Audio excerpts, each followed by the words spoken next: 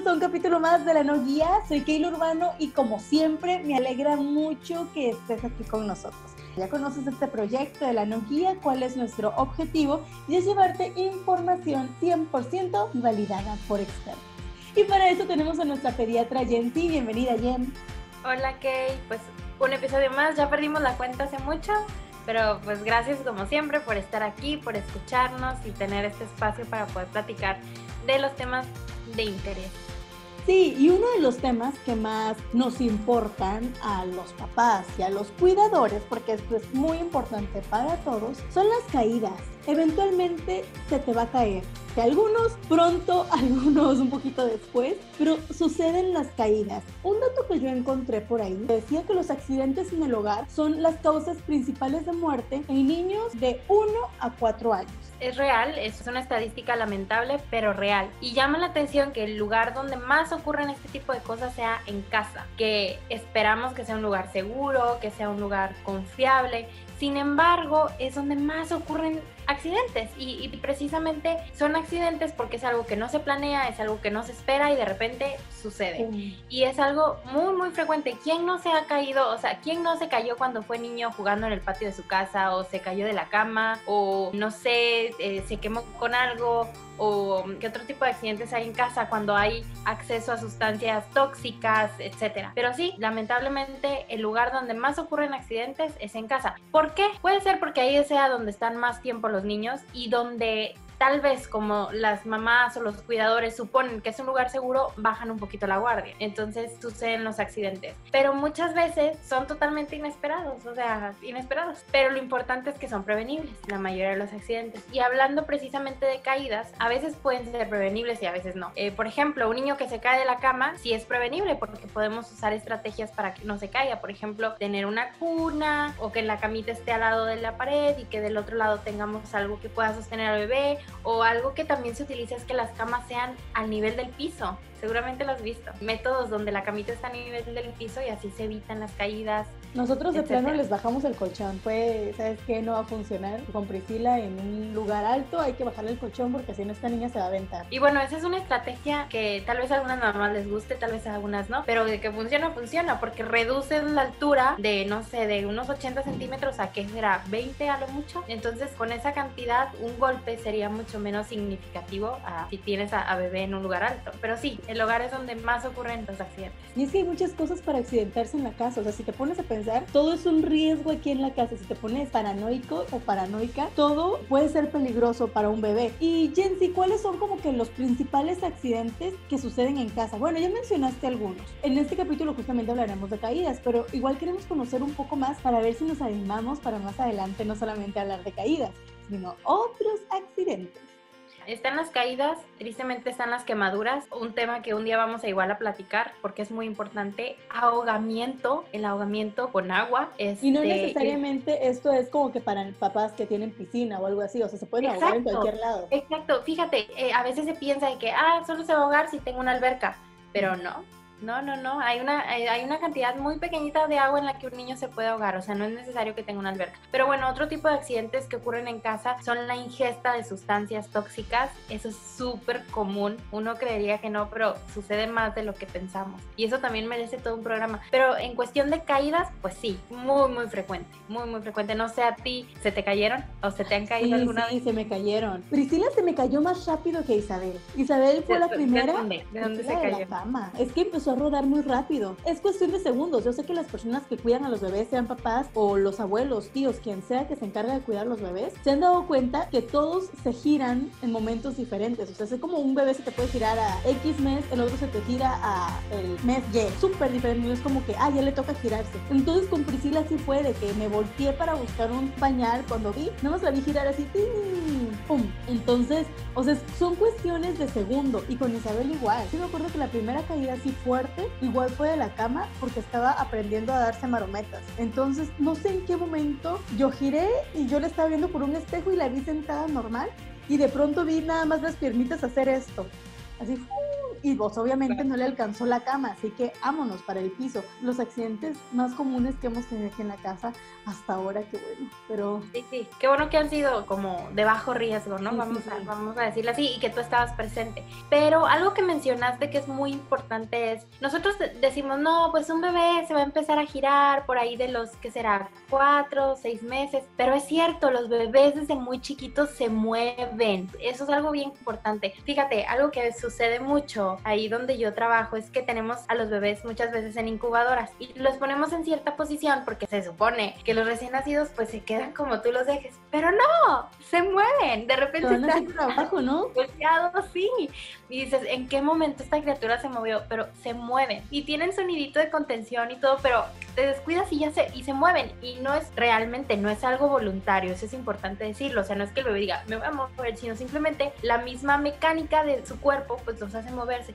Por eso, aunque el bebé sea pequeñito, siempre tiene que estar en un lugar donde tú estés seguro que no haya riesgo de caída, ¿ok? O sea, no puedes subestimar al bebé y decir, ay, está chiquito, no se va a mover, porque en una de esas se mueve y pues si hay riesgo de caída puede suceder, y pues sí es algo peligroso que puede llegar a poner en riesgo pues su integridad. Y es que la mayoría de herramientas para estar con ellos son a una altura cómoda para los papás, es decir, bastante altas para un bebé. Entonces, por ejemplo, un cambiador de algún baño en alguna plaza comercial, o si tú tienes un cambiador tal cual en casa, es una altura a veces de más de 1 metro. Fácil, y el bebé, o sea, tú te distraes así como yo me distraje con las niñas, de que giré para buscar algo, luego esa fue en la cama, pero es una altura bastante alta de todas maneras, entonces te distraes unos segundos y vámonos para el piso. O sea, mínimo como papá te va a llegar a la altura del pecho, ¿no? Entonces sí es algo alto, o sea, es alto, es significativo para una caída. Yo cuando ya estaba revisando como que este tema me puse a pensar en carriolas, en las sillitas para comer para los bebés, incluso para el car seat. Hay unos car seats que son como acostaditos y tú dices, pues no le pasa nada, pero cuando te das cuenta el bebé ya se escurrió, y así como se te escurrió se puede lastimar si vas en el automóvil o si simplemente lo tienes aquí en la casa, porque se va a caer y es muy peligroso. Yo no sé ustedes, Jensi, los pediatras, qué tanto puedan recomendar artículos como los andadores. A mí me dan un terror inmenso los andadores. No, la andadera es la cosa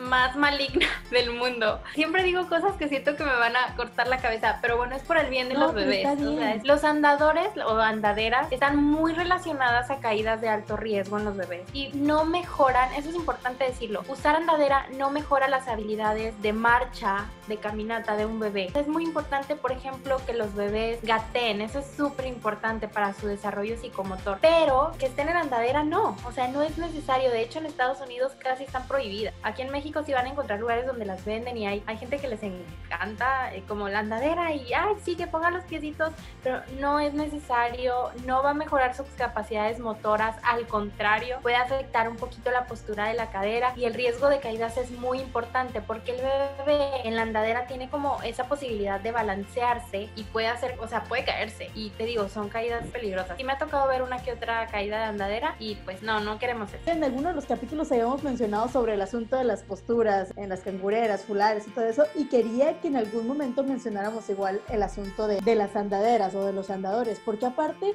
de ser peligrosos para el cuerpo del niño, también son peligrosos de integridad, o sea, para todos, son sumamente peligrosos. Sí, no son necesarias. Y pues la mayoría de los fulares o las cangureras de los niños tienen diseños ergonómicos o que permiten que el ángulo de las caderitas sea el adecuado y no haya ahí como riesgo de deformidad, etcétera.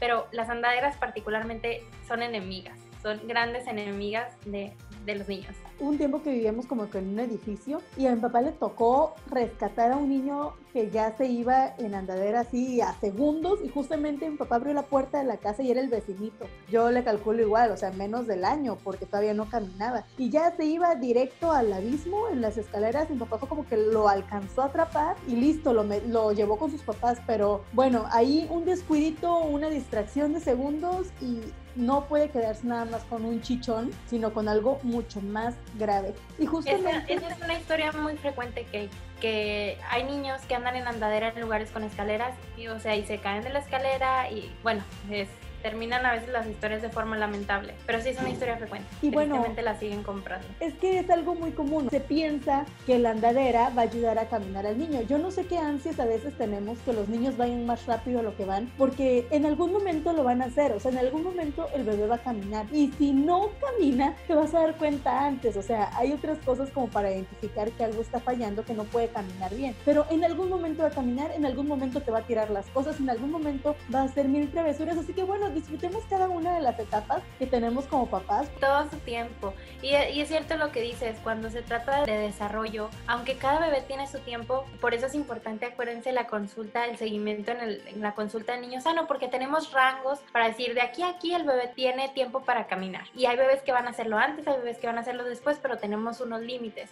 Ya cuando esos límites se pasan es cuando ya paramos las antenas y empezamos a buscar cosas. Pero los bebés tienen su tiempo, no hay prisa de ponerlos ahí que ya empiecen a caminar, o sea, hay que dejarlos a su ritmo. ¿Y cuándo nos damos cuenta? Bueno, esta pregunta igual también es obvia, como que hoy traigo preguntas obvias, pero súper necesarias, porque a veces nos hacemos como que los que no sabemos. Entonces, ¿cuándo yo me doy cuenta realmente que la caída ya es así como que ouch? O sea, ya no es una caída normal, porque a veces los niños van corriendo y se tropiezan con sus mismos pies y se caen, pero muchas veces no puede quedar solamente con un raspón de rodillas, puede pasar algo más, o sea, tal vez alguna muñequita lastimada o qué sé yo. ¿Cuándo como papá te das cuenta de que, hey, esa caída es peligrosa? Es importante ver como la mecánica en la que se produjo la caída. Por ejemplo, como tú dices, es un niño que va corriendo, se cae, se tropieza con sus pies, se cae sobre sus bracitos, pero se levanta inmediatamente y sigue jugando. Muy probablemente esa caída fue irrelevante para el niño. Pero las caídas que nos preocupan son las que son a alturas superiores. Se marca más o menos 90 centímetros de altura, o sea, a partir de, que es casi 1 metro. Caídas superiores a esa altura ya las podemos considerar de riesgo. Obviamente, cuando el niño se cae y de forma inmediata presenta un llanto muy intenso e incapacidad para mover alguna de sus extremidades, por ejemplo, se cae sobre el brazo y no lo quiere mover, antenas paraditas, porque hay que revisar ese bracito o la pierna, etcétera. Pero ¿sabes cuáles creo que son las caídas que más tememos y en las que hay que tener las antenas más paraditas? Las caídas que producen un golpe en la cabeza. Esas son las que creo que a los papás nos dan preocupan, un terror horrible. y a nosotros también. O sea, esas son las que más nos deben de prender las antenas, porque esas caídas pueden tener consecuencias más grandes. En ese caso, cuando hay un golpecito un golpezote en la cabeza, hay que ver ciertas cosas. Por ejemplo, la altura, que ya dijimos que si es mayor de 90 centímetros es de mayor riesgo, o la edad del niño. Puede ser que haya lesiones más graves cuando son niños menores de 2 años, por ejemplo. O sea, un niño más grandecito se puede caer, un chichón.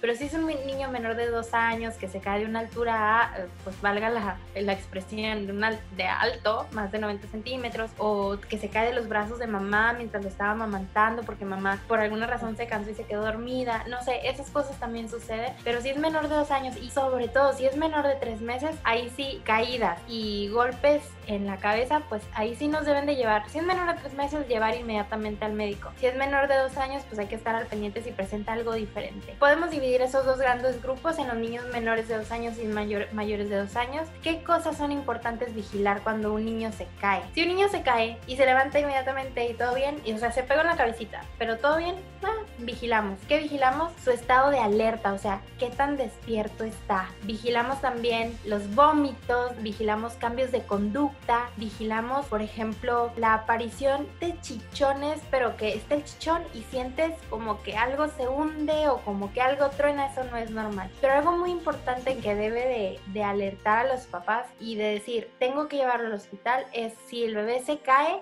y pierde la conciencia, aunque sean 2 minutos, no importa, aunque sea, si el bebé se cae y en ese momento se queda inconsciente, o sea, no despierta, hay que llevarlo de forma inmediata a un servicio de urgencias. Si el bebé se cae y convulsiona, o sea, si tiene un movimiento extraño, también hay que llevarlo de forma inmediata al hospital. Y si es de una caída alta, ya dijimos la altura más o menos, también hay que llevarlo al hospital. Otra cosa muy importante es cuando esos golpes o esas caídas se producen en movimiento. Por ejemplo, un niño que va en un auto, hay un choque y el niño sale proyectado y se golpea, eso es de alto riesgo también.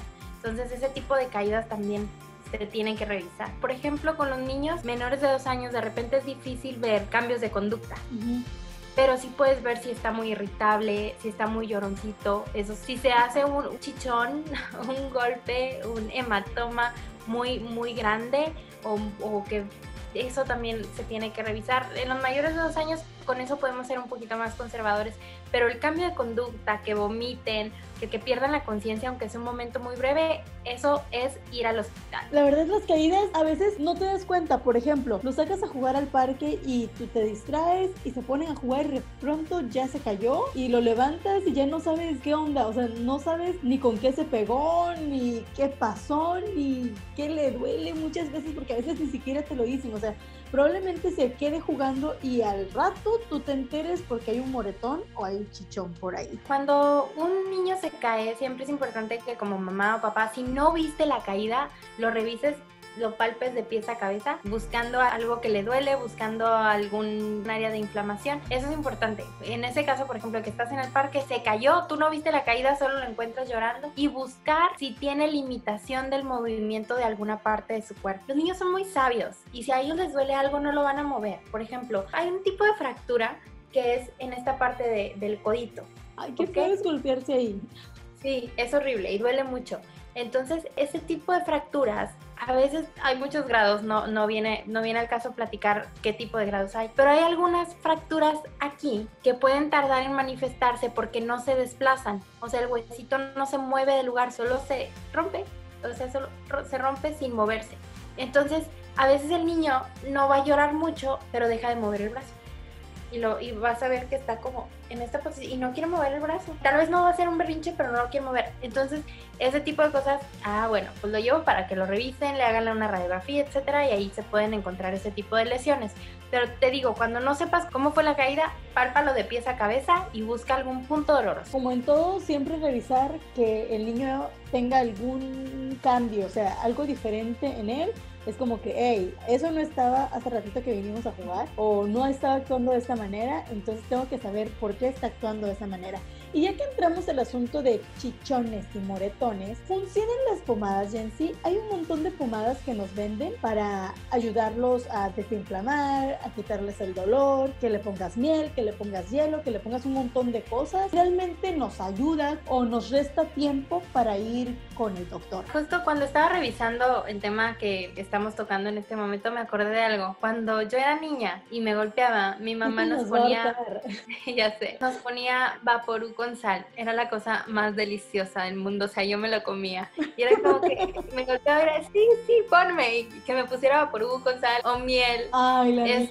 Ya te imaginas, cuando era un golpe en la cabeza y la miel ahí por doquier. Algo que funciona, vamos a hablar de lo que sabemos que funciona. Cuando hay un golpecito y es un golpe leve que solo nos causa un poco de inflamación, que no hay ningún dato de alarma de los que ya mencioné, funciona mucho poner algo frío, poner hielo, eso de forma inmediata, eso disminuye la inflamación. Cosas como la miel, Vaporú con sal, la verdad es que no sé si realmente funcionen o sea el mismo proceso de la historia natural del golpe que haga que eventualmente se te quite o que no se inflame. El problema con los golpes, por ejemplo en la cabeza, no es tanto el chichón, sino lo que ocurre adentro de la cabeza.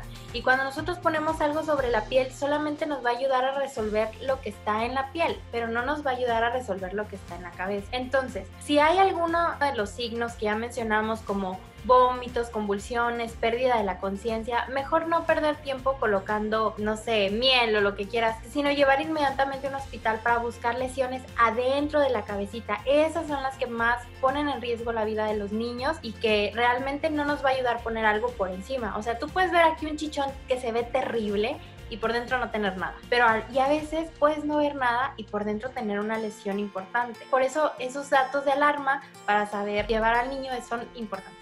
Ahora que recuerdo, en algún momento cuando las niñas se me cayeron, gracias a Dios nunca se me cayeron, es como que terrible hasta ahora, o sea, lo hemos librado. Pero recuerdo que en algún momento cuando tuvieron caídas en las que sí le sufrieron, o sea, sí lloraron de caerse, por ejemplo, de la cama esa vez, o ir corriendo y chocarse porque, no sé, Priscila tenía la costumbre de correr con los ojos cerrados. Entonces, era como pegármela al pecho y que tomara leche, o sea, así mientras me la pegaba, la revisaba y como que se tranquilizaba, como que encontraba cierta paz y listo, ya todo el asunto iba pasando, estás completa, estás bien, vámonos, sigue jugando. Y A mí me preocupa mucho, por ejemplo, ahora, en la casa aquí tenemos escaleras y sí tienen protección y todo, pero siempre estamos como que con el pendiente de que suban las dos. Bueno, en este caso Priscila nos da un poco más de temor porque está más pequeña, es más inquieta y se distrae mucho más. Por ejemplo, va subiendo y voltea y se pone a platicar a mitad de las escaleras, entonces como que siempre estamos súper alertas y es un tip para los papás. Primera, tratar de que tenga protección, o sea, tenga barandal tu escalera. Barandal, importantísimo. Sí, ir con ellos revisando de que, hey, ve caminando, o sea, no te distraigas, sube si tienes que subir y baja en el momento que tengas que bajar y no es lugar para jugar, o sea, las escaleras definitivamente no son lugar para jugar en ninguna circunstancia. Eso es muy importante y que los niños estén vigilados en las escaleras. No hay que confiarnos, por más que el niño ya tenga una buena postura, una buena marcha, aún así niños con escaleras hay que mantener vigilados siempre. O sea, si con adulto te das unas caídas terribles en las escaleras. Los accidentes suceden, o sea, por eso son accidentes, porque inesperados pasan, pero tenemos que trabajar en prevención, eso es muy importante. Y una de las cosas importantes para prevenir es precisamente vigilancia, que el niño cuando esté jugando en un lugar seguro, poner un barandal. Venden barandales incluso como desmontables para donde está la entrada de las escaleras, eso sirve. Sí, funcionan bastante bien, la verdad, ese tipo de barandales y pues obviamente estar como que pendiente cerca del niño. Y los silencios son súper importantes. Un papá, un cuidador, no puede estar tranquilo en silencio. Es el peor momento. Es como cuando viene un tsunami, de que todo se queda así y el agua se va así para atrás. Es lo mismo con un niño en casa, no importa la edad. Los silencios son peligrosos. O se metió algo en la boca, o se fue a algún lado que no tiene que hacer, o está haciendo algo que no debe de hacer. Aquí he encontrado los jabones de barra así metidos en el lavabo. Ajá. En esos segundos de silencio estoy trabajando y de repente, hey, no les escucho desde hace 3 segundos, ¿qué está pasando? Y sí, vengo a ver y hay cosas terribles. Ha quedado hasta ahí en travesuras, pero pueden ser accidentes. ¿Qué tipo de primeros auxilios podemos tener en caso de caídas? Palpar al bebé y luego, ¿qué más hacemos? Buscar sitios dolorosos. Si es, por ejemplo, ya dijimos una extremidad, o sea, brazos, piernas que no los puede mover, pues hay que llevarlo inmediatamente a un servicio de urgencias. Si es, por ejemplo, no sé, que un golpecito en la piernita pero la mueve perfecto, podemos aplicar hielo por algunos minutos, lo que el niño tolere, y retirarlo, y eso ayuda a disminuir la inflamación. En el caso, por ejemplo, el niño se cae, no quiere mover el brazo, algo que funciona pues es sujetar o poner como una tablilla que adhiera el bracito al cuerpo del niño para que no tenga un movimiento libre. Eso ayuda mucho a reducir el dolor. ¿Así? Ajá, pegadito a su cuerpo y se le da como una base, si es lo que duele, ¿no? El bracito. Si es una piernita, pues evidentemente que no camine, llevarlo cargando al auto. Y si es la cabecita, te digo, voy a insistir mucho con lo de la cabecita porque me ha tocado ver lesiones muy importantes en la cabeza por caídas de alturas grandes o en accidentes de impacto importante. Y bueno, en ese caso, primeros auxilios como tal, te digo, podemos poner hielo, llevar a un sitio de emergencia cercano, mantener al niño como hablando, alerta. Ajá, eso, el estado de alerta del niño es bien importante. Porque un dato muy de alarma es la pérdida del estado de alerta, o sea, la pérdida de la conciencia. Eso es muy importante. Y es necesario como que estar hablándole, estar viendo su conducta y eso nos va a ayudar a evaluar. Y bueno, ¿qué consecuencias pueden existir después de una caída? Depende el sitio del golpe. Eso es bien importante. Por ejemplo, si fue un golpe en una extremidad y no hubo fractura, pues nada más puede haber algo de dolor local, por ejemplo. Y muy probablemente tu doctor te va a dar algún analgésico leve. En el caso de los golpes de la cabeza, cuando lo llevas a un servicio de urgencias, los doctores que lo revisen van a decidir si le hacen un estudio de la cabeza que se llama TAC o no, porque ese es el estudio que más nos va a ayudar a ver si hay algo dentro de la cabecita. Pero si los doctores deciden que no, o sea, si el bebé en ese momento o el niño no lo requiere, te van a dar una listita de los datos de alarma que fueron los que ya mencionamos. ¿Y cuáles son esos datos de alarma que después de una caída tienes que vigilar? Supongamos que tu niño se cayó, fue una lesión, como tú dices, no, pues se cayó como de 1 metro, pero el niño se ve bien, lo llevé al hospital, no le hicieron estudio de la cabecita, me lo llevo a la casa, que tengo que revisar. Bueno, tienes que revisar, seguir estando al pendiente de su estado de alerta, vómitos, eso es muy importante, cómo camina, su conducta, cómo habla y convulsiones. Si cualquiera de esas cosas empieza a ser anormal, significa que hay que ir al hospital. Los vómitos nos ponen a temblar porque significa que en la cabecita están pasando cosas que aumentan la presión y eso es un dato de alarma. Pero algo importante que es que a veces los niños vomitan y no tienen lesiones arriba en la cabeza, pero no podemos subestimar ese signo. O sea, no podemos decir, ay, no importa. No, si tu bebé empezó a vomitar después de la caída o tu niño empezó a vomitar después de la caída, también merece ser evaluado. Durante todo este programa igual hemos tocado como el asunto de la prevención, porque así como mencionamos al inicio, se puede prevenir, o sea, hay caídas que sí se pueden prevenir. Una de las más comunes es el asunto de las camas. A mí se me cayeron de las camas y yo pude haber prevenido que se me cayeran de las camas. Eso también me causó así como que un chorro de culpa porque dije, yo estaba ahí las 2 veces. ¿Pude haberlas prevenido? Sí. ¿Pude haberlas evitado? Obviamente sí. Así que en capítulos anteriores hemos mencionado que no duerman con papá y con mamá porque las caídas van a pasar. En algún momento pueden pasar. Ahora las niñas se van a mi cama. Yo duermo muy tranquila en mi cama y en la madrugada no sé en qué momento aparecen las dos ahí. A partir de esa hora ya no puedes dormir tranquila. En algunas veces me ha tocado así como que medio despertar unos segundos antes y agarrarlas de la pierna porque ya sé que se están cayendo, o sea, es así como que van girando, toca pegarlas a la pared o toca ponerles algo, almohadas. Mi mamá siempre insiste en ponles almohadas, porque como que les das hasta cierto punto un frenito y te da tiempo de reaccionar, pero pues lo ideal es que estén en un lugar más seguro, tal vez algún barandal en las camas de ellas o no sé. Sí, un barandal o como ya dijimos, tener la camita a nivel de piso, que eso es algo que últimamente veo que se usa frecuentemente. Y bueno, los niños se dejan de caer de la cama en la noche más o menos alrededor de los 4 o 5 años, ya se vuelve algo menos frecuente. Es algo importante, o sea, sí vemos muchas lesiones por caídas. De las que más me preocupan a mí como pediatra son las de la cabecita. Esas son las sí, como mamá, como papá. Te preocupa mucho de dónde se caiga. En algún momento cuando Isabel estaba en guardería o las cuidaban aquí en la casa, si me daban el informe de que se cayó, lo primero que yo preguntaba era ¿dónde se pegó? Así que, bueno, gente, sin más que añadir, hoy tenemos un mito muy bueno y muy común. Dice así: después del golpe, ¿no debo dejar que el niño duerma hasta que lo vea un médico?